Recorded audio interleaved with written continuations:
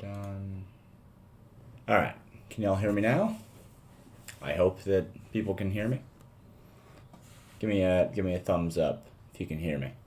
Yep, cool, awesome, fantastic. So anyway, hello, I'm James. What's up, Eldo? What's up, Ultra Runner? What's up, GRS12? How you guys doing? What's up, Tribe? Hello. Hope everybody's doing well today. I am just here because I have a little bit of time because there's really just baseball to run today. So I don't have a million models to be running, at least until a little bit later, right? So just ran the early MLB slate and now going to be talking through a little bit of the afternoon slate. Probably not going to be going super in depth on the actual slate itself, just kind of talking a little bit more about how to use the models and stuff like that. Still a lack of wall art? Yeah, man. Well, okay, so look. There is a lack of wall art right now in my office because my office is just kind of the place where things go and not really somewhere that Margaret focuses a lot on actually putting things together, but we just got a new dining room table, so that's cool. We just got a new bed frame, so that's cool. I just bought a new tire for my car after it blew out on the highway, so that's cool. The lack of wall art is really just because the rest of the house has to be put together. There's also this little guy who is just hanging out, napping. Not napping. I'd like him to be napping, so if you see me rocking his little chair thing here, that's what I'm doing. So while Margaret's at work, I get to play dad. And yeah, dude, the beard is looking good right now. I trimmed it up. I trimmed up the sides. The sideburns are not as crazy as they usually are, so feeling good about the beard right now. And of course, always bald as hell. So yeah. Anyway, let's go to the close up here. So we are looking at the regular MLB models, right? So this is what you are going to see that is forward facing on the slate or on the site over at PayDirt. And I just kind of wanted to talk a little bit since we did just do this merger with Point Source. I kind of wanted to talk a little bit about how the models work and how I like to approach the models and kind of what they are and what you should be trying to do yourself. So I just want to talk a little bit about the models. We can talk a little bit about the slate as well because I kind of want to do this for half an hour or something like that. But yeah, so this is the first thing you're going to see on the models. This is the scoring percentages tab. There are a whole bunch of tabs to go through, right? So in the team metrics, there's the scoring percentages. There's the team range of outcomes, which I'll talk about. There's the stack projections, which, of course, again, I'll talk about. And the stack ranks. For pitchers, there are pitcher projections along with ownership, along with pitcher ranks. For the hitter metrics, again, it's projections and ranks. Both have ownership. And then there are the point source metrics, which are coming over from Point Source DFS. So Woody in the Discord is going to have to talk about these a little bit more. I'm not able to really talk to the point source metrics, but he does a pretty good job putting together models, and I like what he brings to the table. So definitely ask him about the point source metrics. But we are going to be going over pretty much everything else here that you would be seeing on the models. So let's see. Ultra Runner, just wait, bro. I have 18 and 20-year-old girls. Just wait. Enjoy this time. Man, that's rough. I'm glad that we had a boy. Because honestly, Morgan and I kind of wanted a girl. And we might, have another kid. But, having a boy, that's my dream. So, I'm always pretty stoked to have a boy. Anyway, getting back to the models. But I feel weird actually talking about regular things unless I'm in this view. And I used to have a view where I was up close and personal, but right now I don't, so I need to fix that. Anyway, back to the models. So this is the bread and butter of the model. This is what the simulations feed into. This is my favorite thing about the models that I have built. This is the scoring percentages tab. It's the first thing that you're going to see when you are looking at the MLB models on the site. So this is telling you a couple of different things, right? This is basically a betting model that has been broken down into percentiles for DFS. So originally, this was only used for the average first inning, average fifth inning, or average first inning lead percentage, average fifth inning lead percentage, and the average score. That's all this. Oh, and the winning percentage. That's all this was used for. The average hitter projection, A plus runs, and top score percentage. These were all added in for DFS things.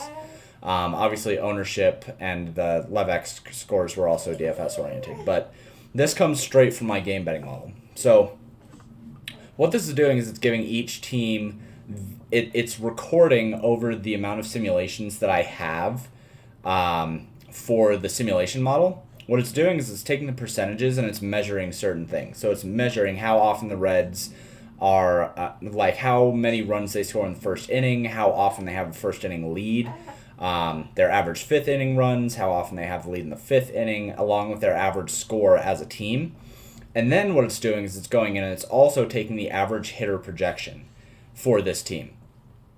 So the average hitter projection for the Reds is 10.67.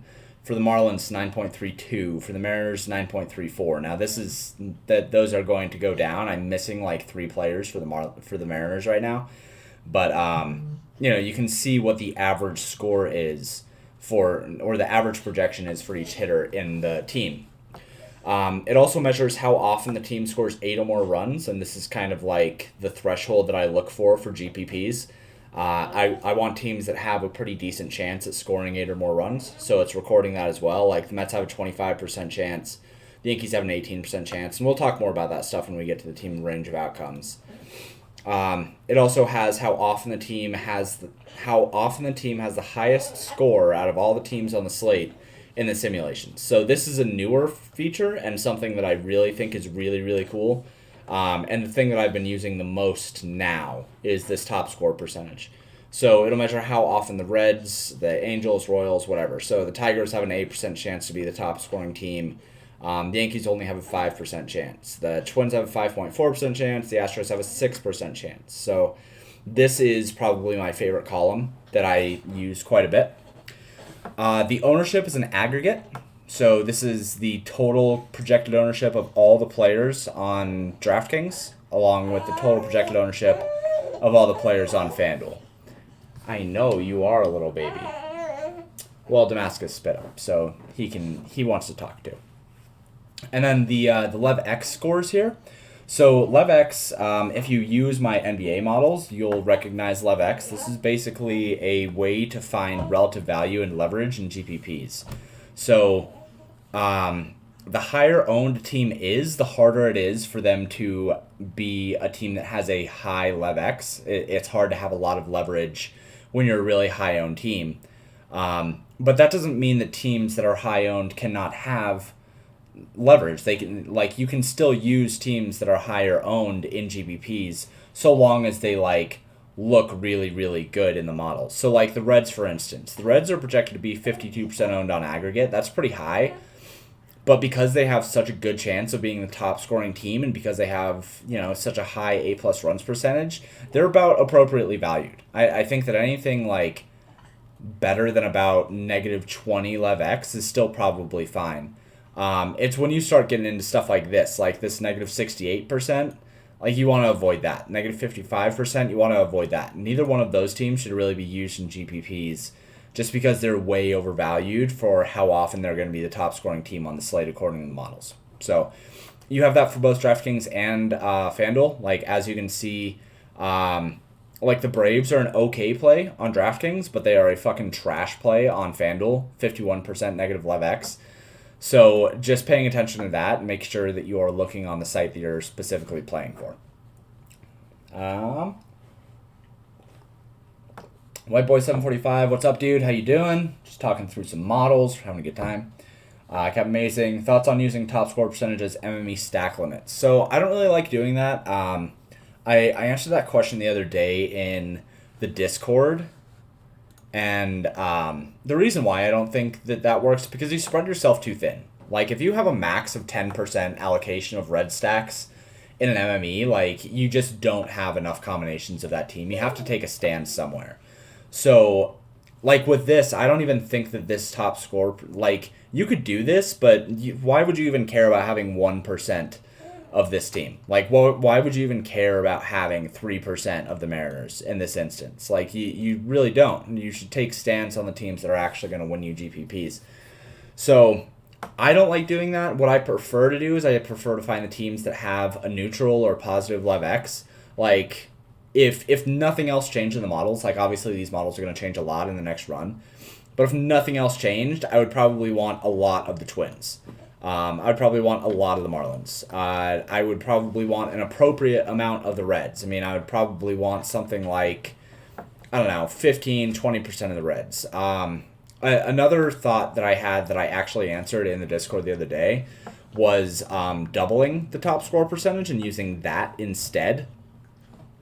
Because if you double it, then you end up with 20% Reds, 17% Mets. That way you're like, you actually end up taking some stands and you actually end up not spreading yourself too thin, because that's a mistake that I think a lot of people make. But for the most part, I think that you should double the top score percentage. You should focus on the positive Lev X, or you should use the 8+ runs percentage. I think using the 8+ runs percentage is fine too. So yeah. Let's move on to the team range of outcomes. So the team range of outcomes is a really cool thing that I built up that is feeding into the scoring percentages. So it's the same thing that comes with this 8+ runs and top score. But this is measuring the entire range of how often teams hit certain thresholds. So like the Reds score 0 runs total 2% of the time, and they score 10 or more runs 5.6% of the time. The Angels have the highest amount of their score in the 7 runs range, whereas the Astros are at 15.6. The Nationals score the vast majority of their runs in this 3 to 5 range. So this is a really cool thing to look at if you're trying to break down what teams actually have a decent floor and what teams are just like dick trash, Like, you can sort this by 0 runs and see that the Cardinals have a 10% chance to score 0 runs. Like, you don't want to stack the Cardinals in this instance. Like, they're just, like, not a good team tonight. But the Phillies, like, even the Phillies have an 8.4% chance to score 0 runs, they still have a 13% chance to score 5 runs, right? The White Sox have a 6% chance to score 0 runs, but a 4% chance to score 9 runs. So, like, that's still, that's even, like, relatively high. That's still, like, top 10 on the slate. So going in here and kind of sorting through and seeing what teams have the highest ceiling, what teams kind of have, like, the highest median. Like, there's a reason why the Phillies are going to be popular. There's a reason why the Mets are going to be popular. Going in and looking at that stuff. The other thing that I like to do is sort by 0 runs and use this as a way to kind of figure out who I want to use at pitcher. So, like, using a pitcher against Cardinals seems like a really good idea.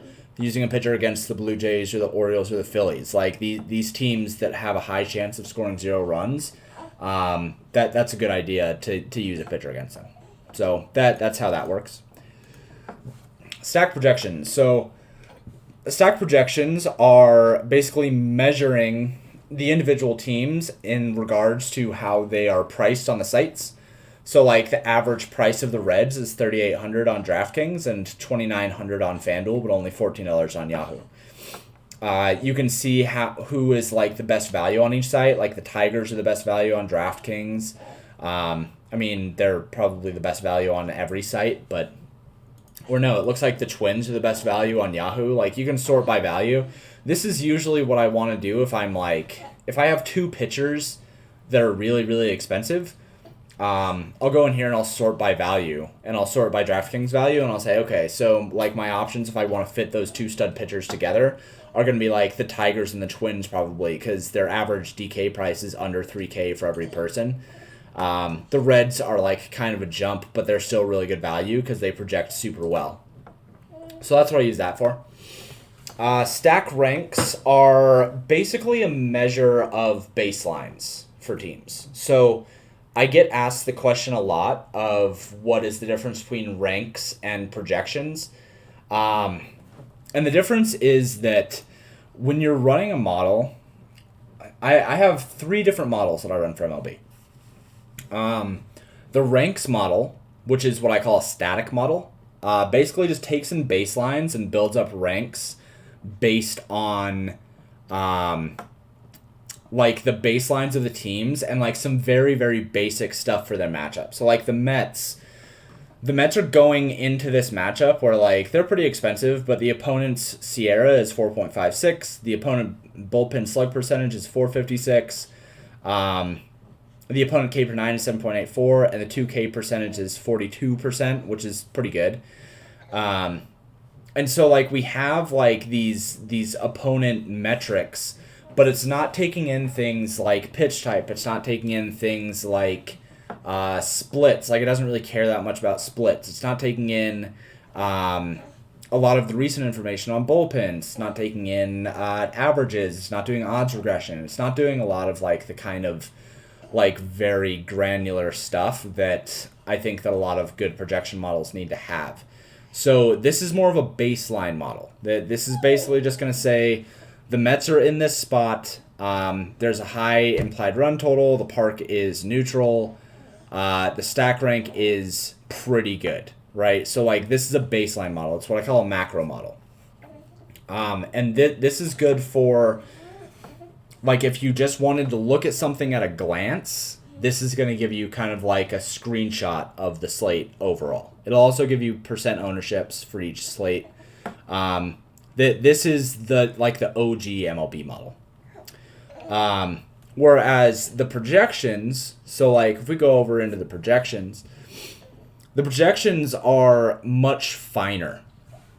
So the projections, if we take a look at them, the projections are going to measure all the way down to splits. They're going to measure all the way down to the finer points of the bullpen. They're going to measure average innings for the opposing pitcher. They're going to do odds regression. They're going to go against league averages. Like the projections are much more robust in the way that they assess a matchup. So the baselines are taken into account, but the baselines need to be projected up against something and then averaged out and put against a regression model. So the projection model, which develops the hitter projections and pitcher projections, is what I use first. And then I will look at ranks as well and say, okay, well, so what teams rank well as teams that project well? Right, so like I'll kind of look across, and I'm seeing a lot of Atlanta, Toronto, LA, and like the ranks. Remember, this is just like straight baseline. It does not care about the matchup at all. So these are just like the best players on the slate. Acuna is one of the best players on the slate. Austin Riley, Vlad Guerrero. Like these are the players that you would expect to do well in any matchup. But then when you put them up against matchups, like you're not going to see a lot of those guys because the matchups matter a lot. So the projection models, I think, are much more robust and the thing that I prefer to use. The ranks are just a way to kind of find one-offs and maybe secondary stacks if you'd like. Take a sip of coffee, answer some questions. Jeffrey B. For 20 max MME, what are some of the top things you look at in the models? So I mostly just want to look at... I'll look at two things in the models. I'll look at the scoring percentages and I'll look at the pitcher metrics for 20 max just to start. So for the team metrics, like I want to focus on teams that have a good top score percentage, and this is going to be default sorted by 8+ runs, but you can sort it by top score percentage as well. I want teams that have high top score percentages, high 8+ runs, and a good LevX. So like I don't want to really be focusing on these teams with a negative 24% LevX. Like, will I have some Mets? Yeah, sure. But like I'm not going to have a lot of them. They're not going to be a high exposure for me. I'll probably be more focused on the Tigers and the Reds and the Royals and the Angels. Like these teams that have a 7+% chance at a top score when the Mets are only at 8.6 and they have a negative 24 LevX. Why would I want more of them than I have the Tigers, who people aren't going to own? Why am I going to have more of them than like the Royals, who have a good chance? Like the Angels, the Reds, like they kind of stick out like a sore thumb here, right? So I don't really want to focus on this team, I don't think. I'd rather be trying to build around teams that are a little bit better in terms of their leverage that they have. That being said, the only reason why I say that is because my models usually pick up on guys that are going to be highly owned. for pitchers, right? So like Garrett Cole is going to be 37% owned. Lance Lynn, 33% owned. Taijuan Walker, 12% owned. Like these guys in this middle, like Casey Mize only projecting to be 7% owned. That's a pretty nice little leverage spot. But for the most part, like I don't want to take on a team that is going to be negative Lev X if I think that I'm going to end up with like Garrett Cole and Austin Gomber, or Garrett Cole and Lance Lynn, or Lance Lynn and Taijuan Walker. You know what I mean? Like, I would rather find my leverage with bats than I would with pitchers. So I focus a lot on the Lev X. I focus a lot on the top score, and I focus a lot on the 8+ runs. When it comes to the pitcher metrics, I usually just try to go top down. Like, I don't have much reason to try to like go against my model when it comes to projecting pitchers. I think my model does a really good job at that. So like these guys, this Garrett Cole, Lance Lynn, Alex Manoah, like these guys, I think that these guys are all good pitchers, and like my pitcher pool is probably just going to consist of these top 4 or 5 guys. So like I just have an inclination to eat chalk at pitcher and get different at bats. So that's just why I say that. That being said, there's nothing wrong with taking the Mets. If you take the Mets, just take the Mets with like fucking Casey Mize and Lance Lynn or something like that. Like just like get different in SP2. Remember, it's the rule of 3. So there's the SP1, there's the SP2, and there's the main stack. So one of those 3 in single entry needs to be different. One of those 3 needs to not be chalk.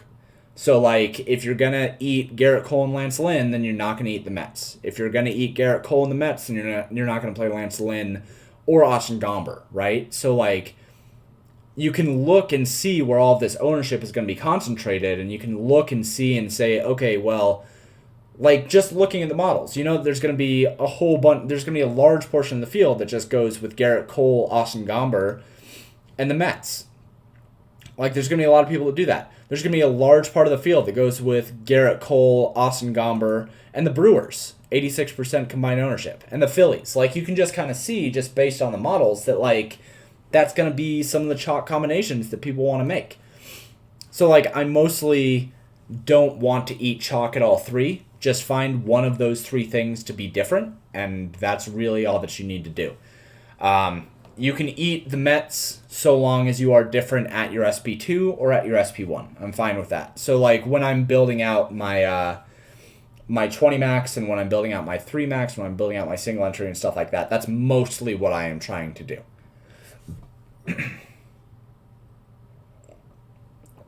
If it's just 20 lineups, you normally fade a top stack percentage team if they have a negative Lev X.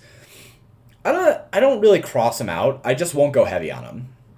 Like, for instance, if I'm looking at this and I'm saying, okay, well, the Mets are negative 24% Lev X, I'm probably just going to end up saying, I'll, like, put in a rule or something like that on Lineup HQ where I just won't allow Garrett Cole to be with Pete Alonso and like, Francisco Lindor. Like, I don't want Garrett Cole to be with either one of those guys, and then that way I know that I'm going to be different with that stack, because Pete Alonso is going to be like 1,000,000% owned with the Mets. And so, like, anybody who builds a Mets stack with Garrett Cole is going to have Pete Alonso in it. So I can just be different doing it that way. Or I'm just going to make sure that, like, if I have the Mets, that I'm going to pair them with the Royals. Or, like, if I have the Mets, you guys see what I'm doing. Like, you see what I'm kind of, like, getting towards is, like, if I'm eating chalk in 2 spots, make 1 spot different. That's really all you have to do. It's not that hard. You just have to think about it that way. So, it's not that hard. Is it dumb to just X out the Mets for main stacks? I wouldn't X out the Mets, but I certainly will not have any Phillies or Brewers. Like, I don't see a reason to have the Phillies or the Brewers. I think I'm fine with having the Reds. I think I'm fine with having the Mets, because both of them are, like, pretty appropriately valued. Like, I think that mostly these numbers can kind of, like, go one way or another here. So, like, the Reds might end up lower than this. The Mets might end up lower or higher. I don't know. But I probably won't X them out. Mostly what I want to do, like, when I have a team that's going to be highly owned, I'll just make them a secondary stack. So, like, instead of having a 5-man Mets stack or like any 5-man Met stacks. Maybe I just have 3-mans, right? Like, I'm probably fine with that. I did want to really quick go over the pitcher projections, just like while we're talking about the models, and then I'll answer some more questions. But the pitcher models are mostly like you're going to see a lot of the same stuff in the hitter projections, but the pitcher projections are coming from the simulations as well. The main thing to note here, like it's recording all of these things, and it's cool to see these things. But the thing that you should focus on most when you're looking at the pitcher projections is outs. So like Giancarlo Mejia, he is only like he doesn't project well, right? Like he's 5,500, projects for 13.5. He actually projects pretty well for his price, but he doesn't project a lot for raw points. But that's because he's only projected for 9 outs, right?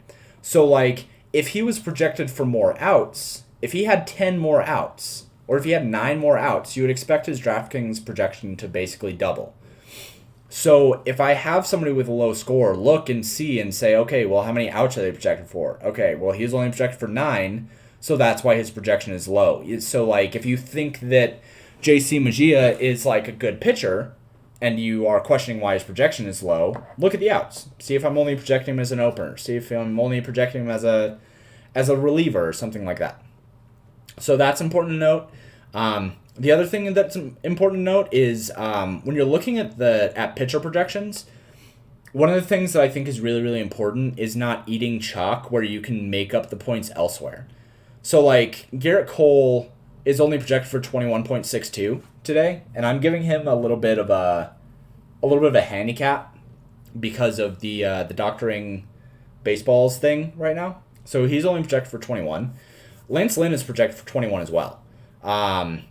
Casey Mize is projected for 18. So, like, am I really incentivized to eat Garrett Cole chalk, 37% Garrett Cole chalk, when I can mostly make up the fantasy points with, like, any one of kind of, like, these other 4 pitchers? Probably not. Will I have some Garrett Cole? Yeah, for sure. But if I only had one lineup, I probably wouldn't play Garrett Cole. I'd probably drop down to, like, Lance Lynn, Alex Manoah, Casey Wise, Taijuan Walker, like, any one of these 4 guys, because I think Garrett Cole is probably going to be super highly owned. Garrett, like, Austin Gomber, projected for 42% owned at 6K. He's right next to Tucker Davidson, who is projected at 2% owned for 6K. Like, that's such an easy decision for me to just go with Tucker Davidson instead. Or go with Casey Mize. Even Casey Mize, $800 more than Austin Gomber. So, those kinds of things, like, just try to think and say, can I make up the points elsewhere without as much ownership? And if you can, then, like, that's what you should do. So that's something that I care a lot about pitcher projections. Most of the time, I'm just kind of going to go top down. I just want pitchers that project well. But if I can make up the fantasy points elsewhere with lower ownership, then I'm going to do that.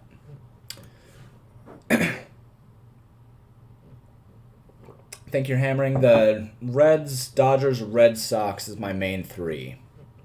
Reds I support. Red Sox I'm fine with. I'm okay with that. Dodgers, models do not like the Dodgers. So I am out on the Dodgers, but I appreciate your good spot.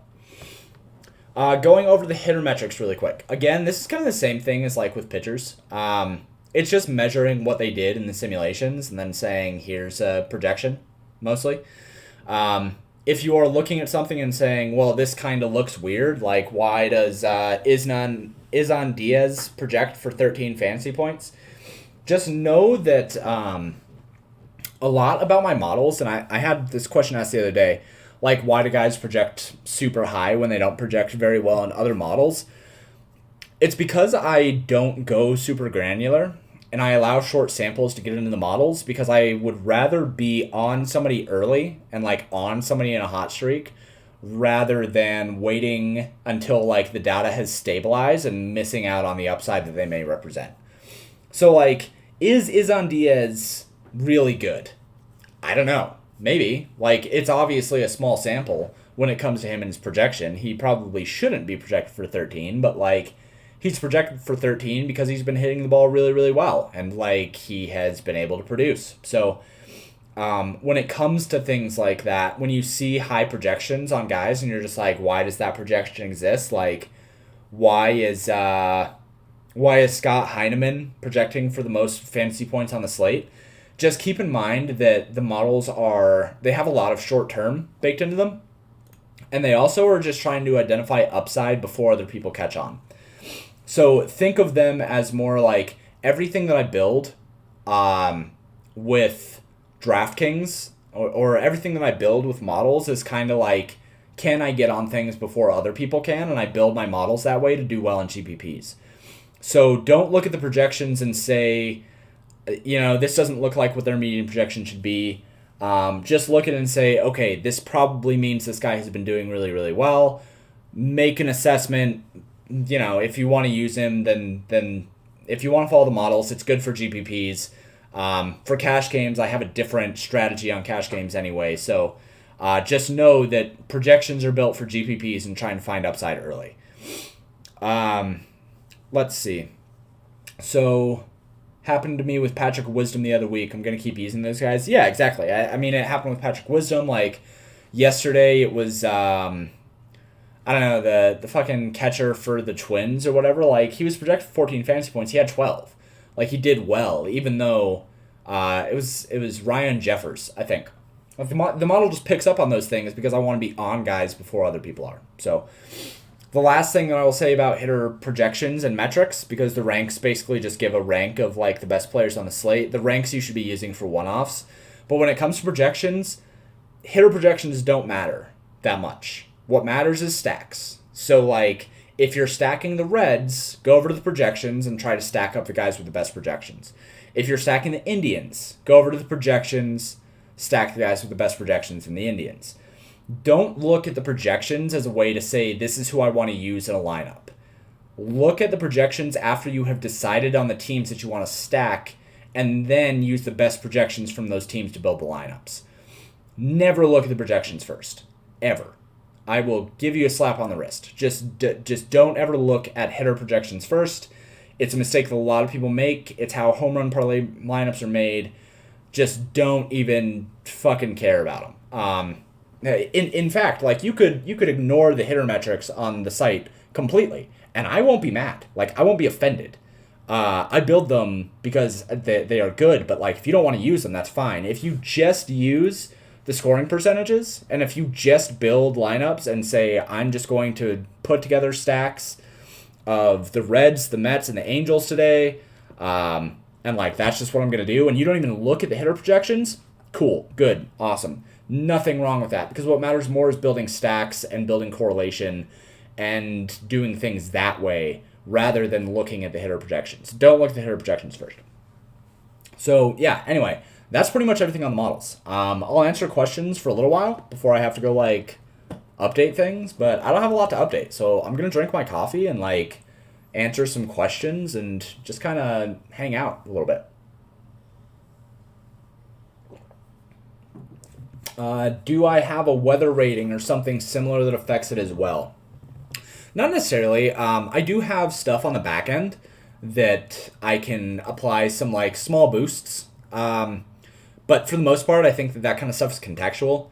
And I think that a lot of the time, like, models will pick up projections based on kind of like the weather that is happening throughout the season. Because like the only two things that really matter projection-wise when you are talking about weather is heat, cold, I guess the only three things. Heat, cold, and extreme wind. Like, we're not talking like 10 mile per hour wind in or out. Like that stuff doesn't really matter all that much. When you start getting into those 15 mile per hour games, and in stadiums where it matters, like at Wrigley, if you have like 15 mile per hour wind out to left, like that's home run season. That's like all-star game home run season right there. Because the park is just not built to mitigate it. But if you have 15 mile per hour wind out at the Giants stadium, like the ballpark is built to mitigate the effects of wind. So there's really not any reason to worry that much about something like that. So when it comes down to it, I think there's a lot of context that needs to be put into the weather games. And like as we get into summer, as heat starts jumping up, like teams when they're playing at home, they're going to get a little bit more of a boost. Teams that are playing in hotter weather are going to get a little bit of a boost. But those boosts will be applied through the baselines, which get picked up pretty quickly in my models because I like to use shorter terms so that I can catch guys who are on the upswing as well. So I don't really worry too much about it. I have some things to put in manual boosts. I do it when it's applicable, but most of the time it's not really applicable for me. Let's see. Oh, also, like the models are updated right now on the site. So if you are a subscriber, then they are updated and everything like that right now. So, White Boy, if I fade the Mets completely and only stack Reds, Tigers, Royals, Angels, Marlins, and Twins, would that be too outside the box? No. No, absolutely not. Like, all those guys project well, and all those guys have high Lev X's. I would say that, like, if you're going to do that, you probably just want to eat all the chalk at pitcher, because there's no reason to get that much different, right? So, like, if you have a Reds-Tigers stack tonight, you're probably not going to want to use Gomber, because I think that there are probably going to be a decent amount of a combination of Reds and Tigers plus Garrett Cole and Gomber. But, like, I don't think you really have to worry about that much. It's when you start getting into these, like, 75% plus ranges where you start having to think, okay, I really can't use 2 chalk pitchers with this. Because it makes it so hard to gain relative value on the rest of the field. Unless you have, like, a 1% owned secondary stack. Like, if you were to go, for instance, if you were to go, like, Reds, Mets with, or no, if you were to go like Mets with Garrett Cole and Gomber, that's 67% plus 37% plus 42%. Like, you're already into that like 120 plus % range of aggregate ownership, which is a lot. And especially on a 12-game slate, that is a lot. So then maybe you have to go with the Royals. You know, like they're only projected to be 19% aggregate. Or you go with the Twins. Like, the Twins down here, only 3.75% aggregate because people don't want to attack Garrett Cole. If you use the Twins, you don't have to do anything else because they're going to be, like, 1% owned across the board because they're going up against Garrett Cole. So, like, not only do you have the indirect leverage of having a team at 2% ownership, you have direct leverage of going up against chalk pitcher. So at that point, like, you don't have to do anything else. You just build, like, optimal outside of the Twins. Even if you have a Twins secondary stack, you could stack them with the fucking Brewers, who are projected to be the highest owned team on the slate. And it doesn't matter because you already have so much indirect and direct leverage that it doesn't matter what else you do. I just prefer to follow my models and go with top score percentages. So that's what you're doing, and you have basically the top 4 guys of the sheets at pitcher. Yeah, that's very likely what I'm going to end up doing. I think that as I'm kind of like breaking down the slate and going through it, I think I'm probably going to end up with Mets secondary stacks, Astros secondary, and Red Sox secondary. Like, these guys who are kind of like the negative Lev X little booty guys at the top of the models. I'm probably going to end up with those as secondary stacks and then just have main stacks of, like, the Reds, Tigers, Angels, Royals, and Braves. And Twins. Like, I definitely am going to want some Twins.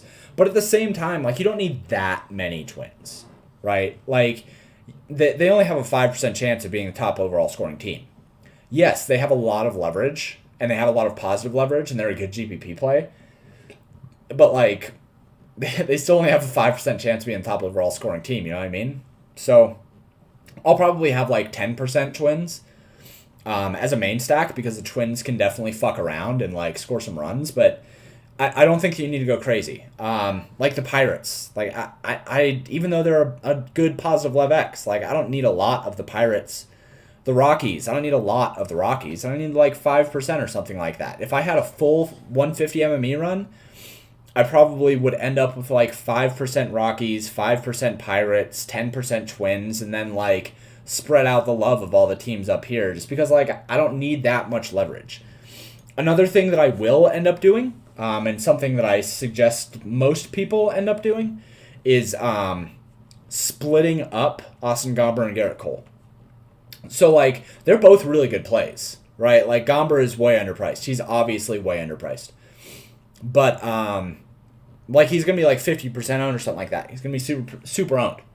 So, I don't want to have combinations of Garrett Cole and Austin Gomber unless I'm gonna have like stacks of the Tigers and the Twins or something like that. Like I don't want to have Garrett Cole and Austin Gomber. I might want to have Lance Lynn and Austin Gomber. I don't know. Like we'll see because like Gomber probably ends up being like 50% owned on this slate, and I just don't really want to eat 50% plus 45% at pitcher. Ultra Runner, how did you approach your stack exposure in the early stages of your bankroll challenge? Were you doing 20 lineups or less? The same way that I'm doing it now. Like, I pretty much just kind of break down. Like, today, if I only had 20 lineups, I would still be breaking things down the same way that I do, of saying, like, okay, the Reds are appropriately valued. I think the Mets are probably still fine. The Tigers are good. Like, but I only have room. If I have 20 lineups, I only have room for like 4, at most 5 teams, right? So like I kind of have to pick and choose from these teams and these top score percentages. And I would want to make sure that I would have enough leverage past the rest of the field, especially because I would probably be making a combination of pitchers with a lot of ownership. So it would be hard for me to have the Astros. It would be hard for me to have the Red Sox. But I'd be okay with any of these teams up above them because I'm probably combining like the Reds and the Tigers and the Reds and the Royals and the Mets and the Royals and the Mets and the Rays, and like just trying to combine one of these teams that is like this darker red with a positive Lev X, because I have negative Lev X here. I'm going to need some positive Lev X to cancel it out, right? Like it's important to have those things. So that is mostly how I handled it. I am going to cut the stream now because I need to go work. But it was nice talking. Hopefully I can do more of these streams if Margaret is at work and if this little child wants to keep sleeping. But with everybody who came in from Point Source, like I wanted to make sure that people understood how to use models. I understand that they can be kind of like daunting, but a lot of it is just kind of like looking and saying, if I want to win a GPP, like, what do I need to do? I need to have the top scoring team, and I need to have the top projected pitcher. And, like, there you go. That's how you win things. So, I just want to break things down. If you're not a subscriber over at paydirt.ghost, paydirt.ghost.io, go get a subscription. It's only $30 a month for every single sport under the sun. You know, you're going to need things to do when NHL and NBA are over here pretty soon. So, we have, you know, esports and all that kind of stuff. And, yeah, so, you know, come hang out, come get a subscription, and I'll keep answering questions as we go in towards the slate. But thanks for tuning in. Appreciate y'all.